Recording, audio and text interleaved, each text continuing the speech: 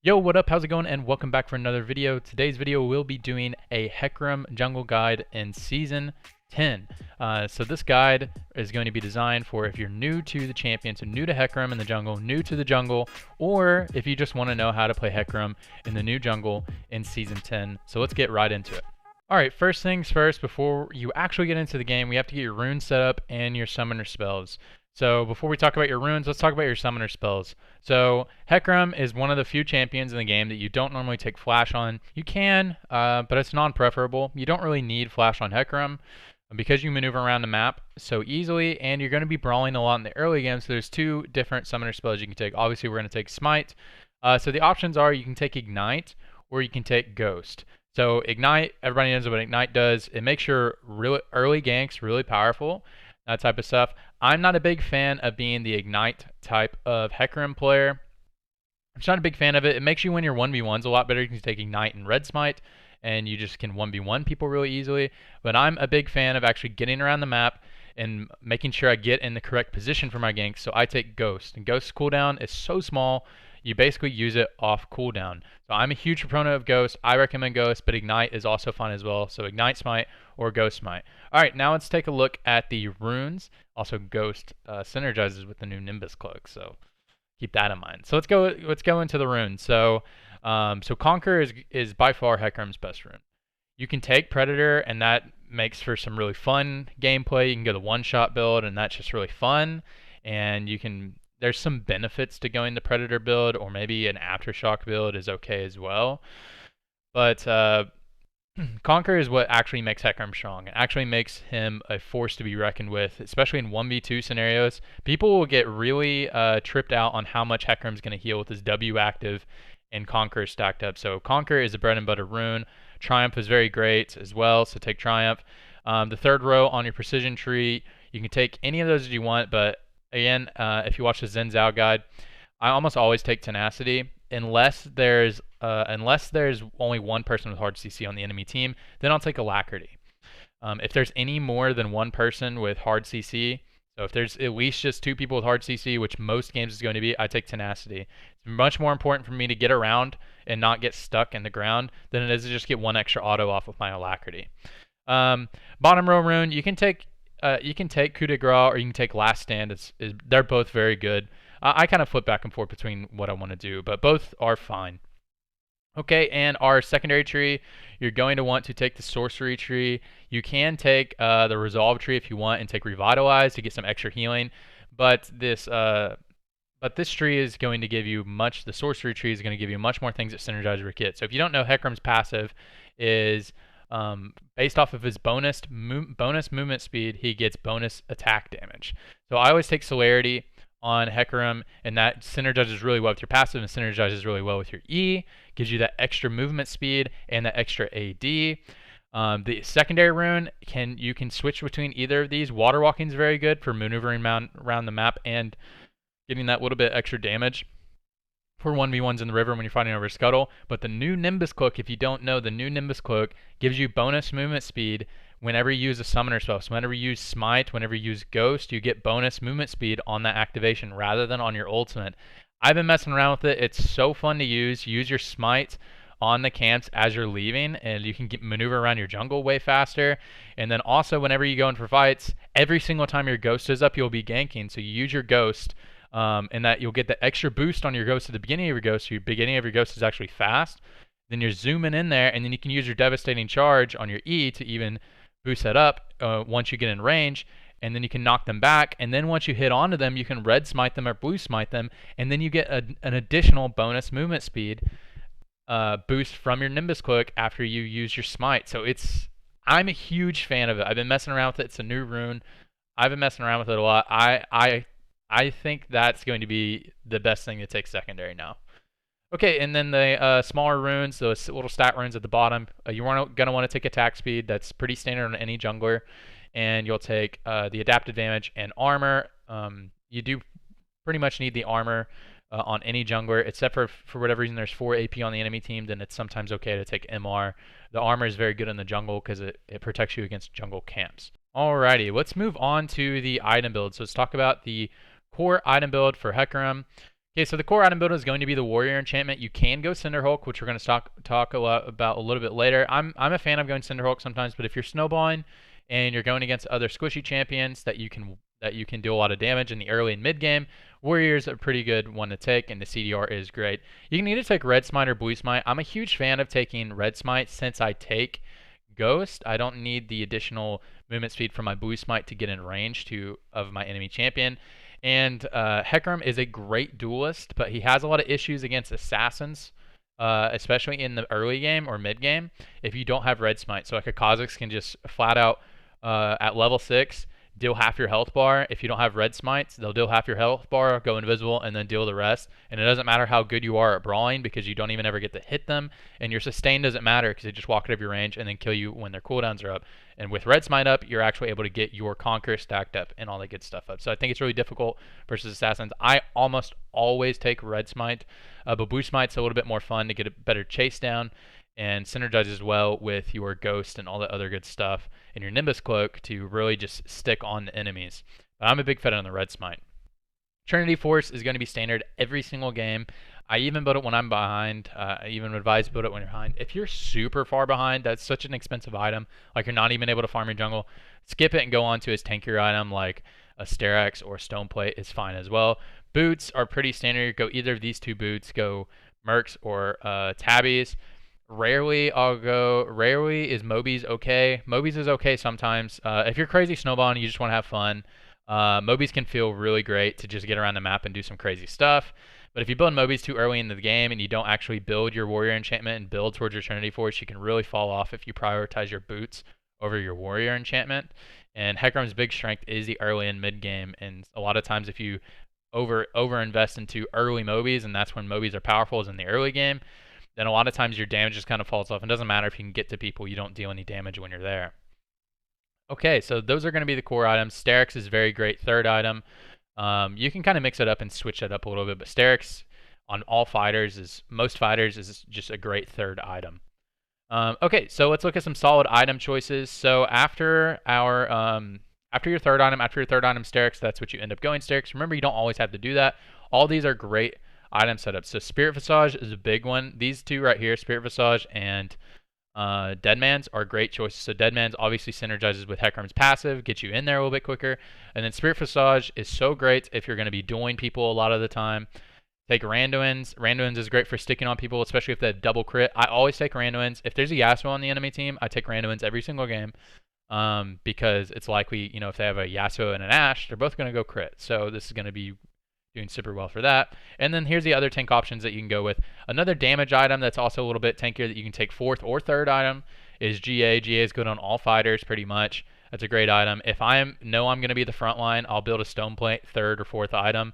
If the rest of my team's carrying me and I just got to be this big meaty thing that engages and sticks on people and I need to be alive as long as I can so my Ashe can kill them all, then I'll take a Stoneplate or something like that. Adaptive Helm, obviously good situations against champions like Ryze, Brand, that type of stuff. All these items are great. Here's some more situational items. So if you're going more of that one-shot build, which you can go, you really shouldn't. But if I'm like crazy ahead, I'll build 2 lethality items and I'll just run all over people, and it's so much fun. It's actually so much fun.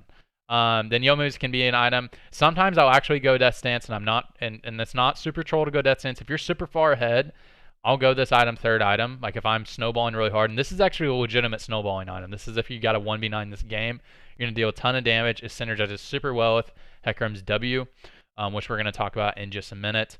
Maw, obviously, you can build this if it's AP heavy team, but remember, if you build this, you cannot build Sterak's. The passives do not stack, so you build this third item and then build other items around it rather than building your Sterak's. And then you can have Mercsim. For obvious reasons, is they have tons of CC. You can have a Mercsim somewhere in your build to be able to deal with that. Remember, if you're not used to using Mercsim or QSS, practice with it a little bit, because if you're terrible at timing it or just terrible at remembering you have it, if you're a new player, then the item can feel super useless. But once you're a good player and you're good at using it, the item's super OP on almost everybody. Okay, so an example final build, I just have Mercs. I build Mercs most of the time. Mercs, Warrior Red Smite, Triforce, Sterak's, Deadman, Spirit Visage. That's a pretty standard build. HECARIM, the big strengths of him is in the early and mid game. Late game, most of the time, you are a tank and a frontliner that can also 1v1 the carries. So even with this build, a lot of the times you can still 1v1 the carries, even though you itemize more for tank. You're still a really good fighter. You still have a Triforce. You can brawl with the best of them, and your healing is insane if you can just stick on to people. So this is a pretty standard build right here. Remember, you can mix it up depending on your game, but this is a pretty standard build. If you build this every game, you'll be in good shape. Let's talk about HECARIM's abilities real quick if you're unfamiliar with him. So I already talked about his passive. His passive from bonus movement speed will grant you bonus attack damage. So there's that. And then you have his Q. So his Q, HECARIM slices his blade around him in a circle, and it'll build up a rage stack. And at 2 stacks, it'll deal additional damage. And the cooldown reduction goes down if you hit it on things, right? And so it'll build up additional damage, and it's your most damaging tool. Your W is what allows you to actually brawl with other people and clear the jungle efficiently. So your W is a circle that goes around you, and you'll see the indicator when you use it. The indicator is around you, so you'll be able to see it. What your W does, it heals you for a % of the physical damage you deal, and also a flat heal just from the ability hitting enemies. So you heal from the ability itself, and then any physical damage you use. So you want to activate it. You want to activate your W before you use your Q. So you want to activate your W on your first Q, and you'll be able to get at least 2 Qs off even at level 2. So you want to make sure you activate W and then Q, and you'll get the healing from your Q physical damage. So yeah. Other thing I didn't forgot to mention is your Q is a slight auto cancellation. So whenever you're clearing the jungle, make sure you time your Q with hitting the camp and then Q instantly as soon as you see the auto go through, and it'll actually auto cancel. It doesn't make your next auto come through faster. It'll make that first auto go through quicker. So it's like a slight auto cancel, not exactly a clean auto cancel, but it is a slight auto cancel. Okay, your E is Devastating Charge. So Devastating Charge grants you additional movement speed, and then whenever you actually it's a point click ability, so you have to click onto the enemy champion for it to hit them, but it grants you the movement speed initially when you press it. It builds up over time. Once it gets to 100 stacks, it'll deal max damage. It is one of your highest. It is your highest damaging ability by itself. And when you hit the enemy champion, it'll knock them in the direction you're hitting them from. So it's very important that you need to know, do I need to get behind my enemy before I use my Devastating Charge? You need to make sure you're also in range to be able to hit them with it. Because if you don't hit them with it, you won't CC them. You won't CC them by knocking them back.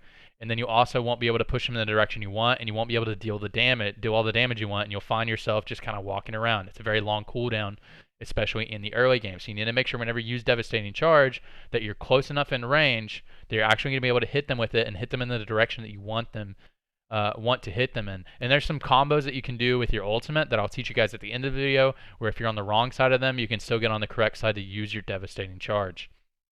Okay, and then your ultimate, you summon the Knights of the Shadow Isles, you fly forward.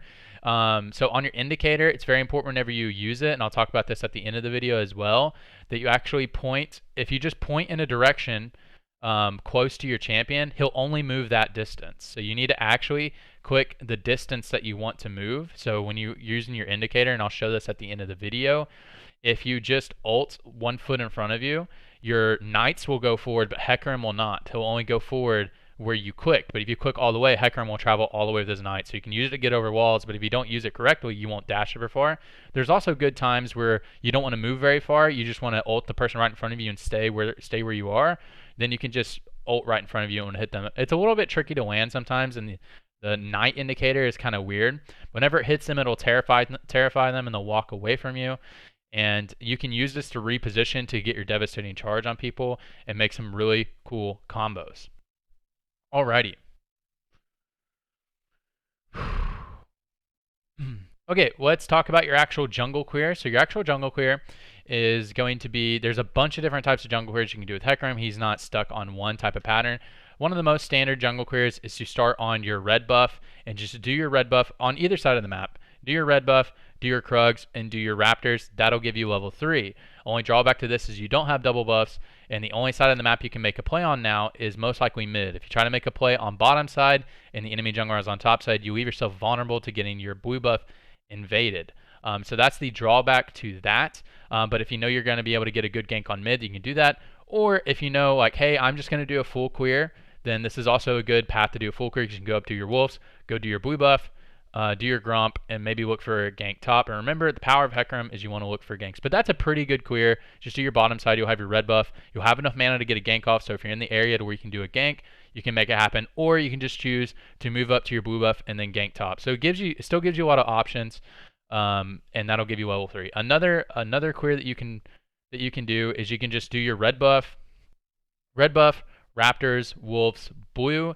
It delays your level 3 slightly because Raptors and Wolves will not give you level 3 combined with your red buff.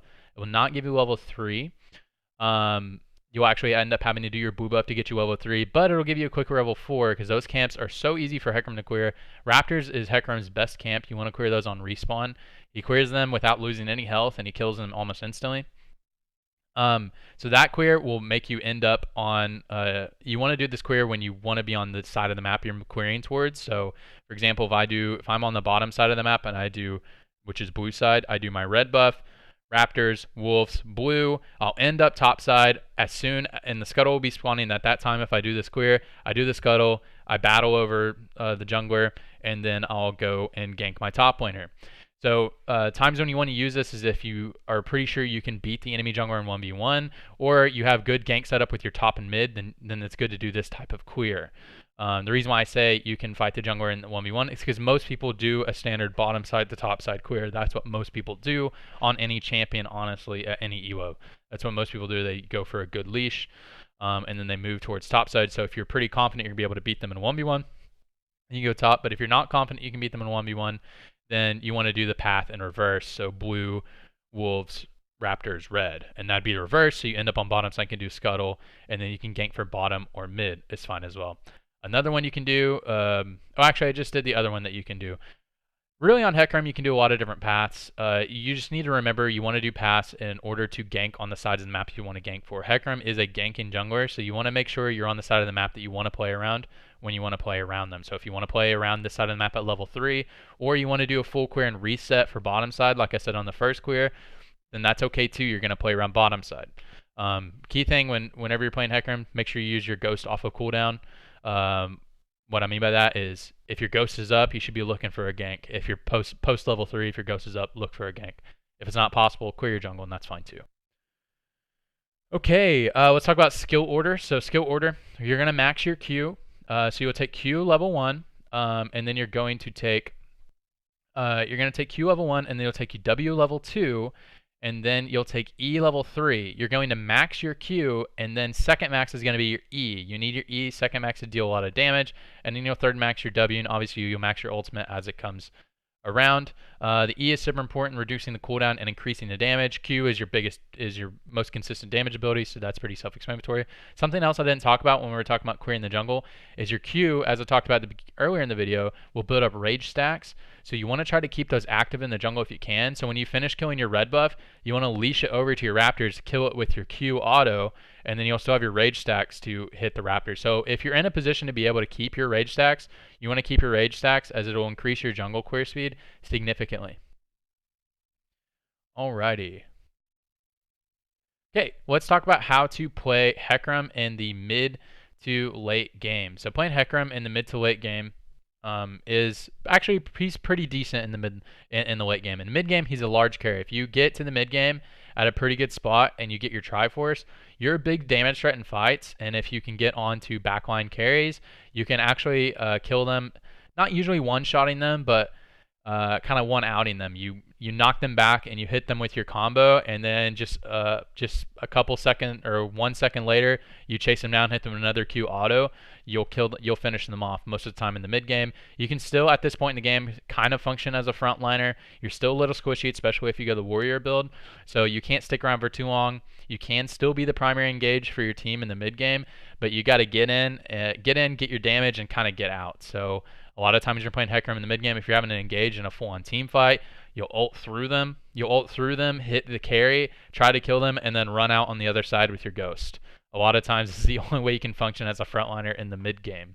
Once you get to the late game, however, you are pretty beefy, especially if you go the tanky build. You can function truly as a frontliner where you ult in the enemy team. You can either peel for your carry or dive their carry. Make sure you're managing your cooldowns. You keep your W active whenever you're around the most enemies and making sure you're hitting them with your Q, and that'll keep you alive for quite some time.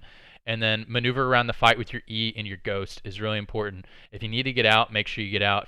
If you're not sure with the mechanics of playing a tank, your job is to soak damage and then also try to get out and peel. So HECARIM, if you're able to get in, use all your cooldowns, use your W active, and then get out with your Ghost that you use to engage the fight, and then re-engage the fight with your E is a very good way to play out team fights and to play fights in the mid to late game.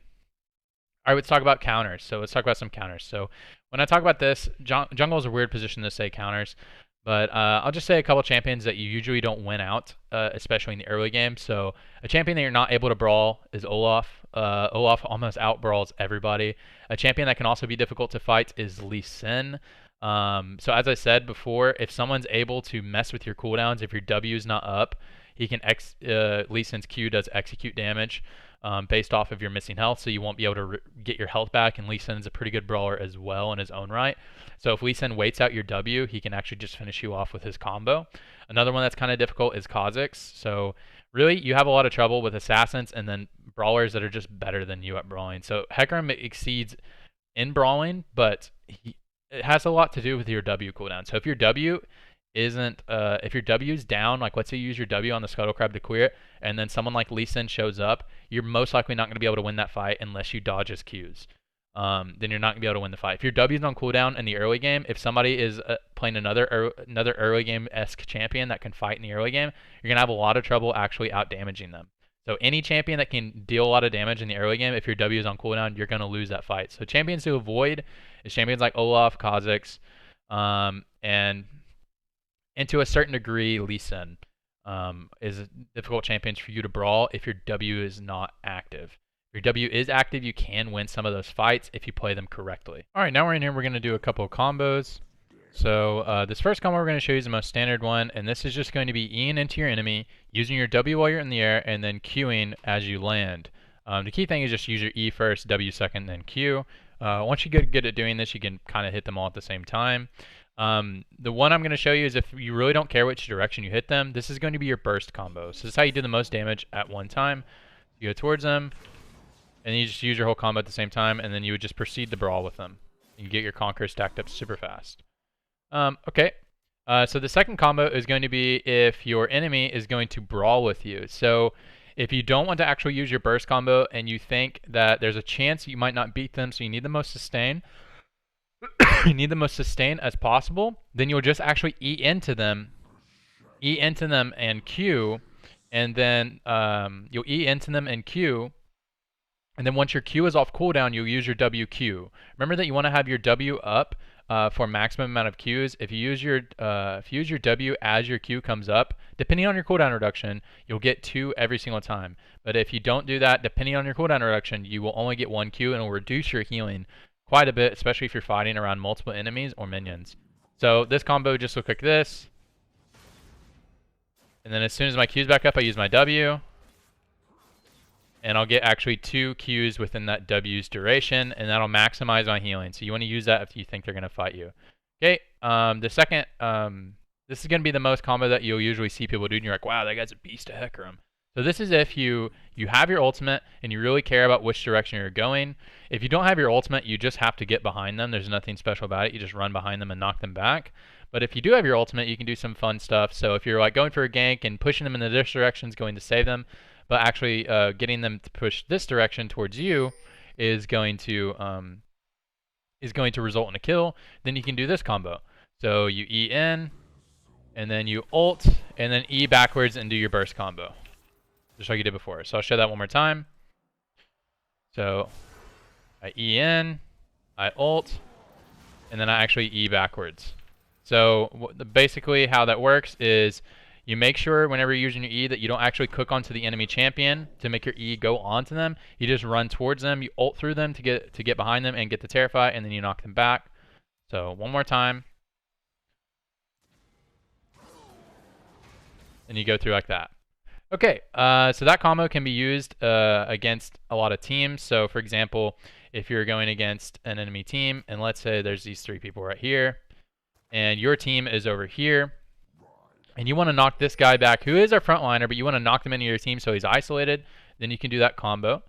So you can get your E charged up, you can ult through them, terrify these guys, and knock them into your enemy team, and now they're over here while you're over here safe back with your team. You can do that.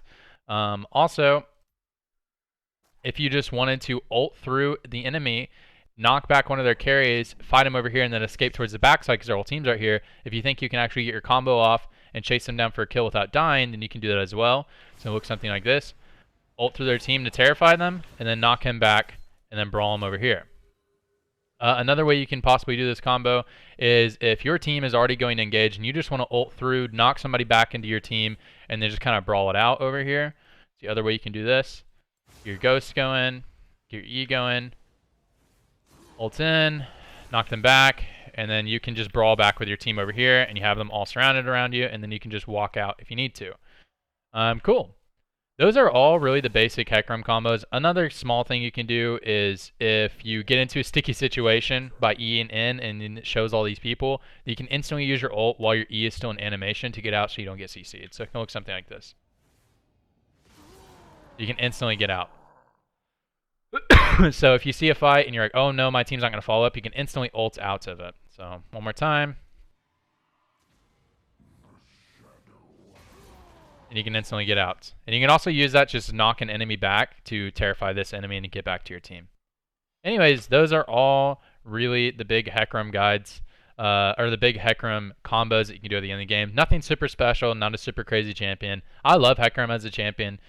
He's a champion I use if I want to actually climb. Usually I don't care about that stuff at all. I'm more interested in finding more stuff about the game and making educational stuff. But if I want to climb, then I play this champion to get some easy dubs. Anyways, hey, thank you guys so much for watching. If you made it to this point in the video, if you did, would you comment? I just want to see if anybody actually makes it this far and if anything I say at the end of the video is important at all.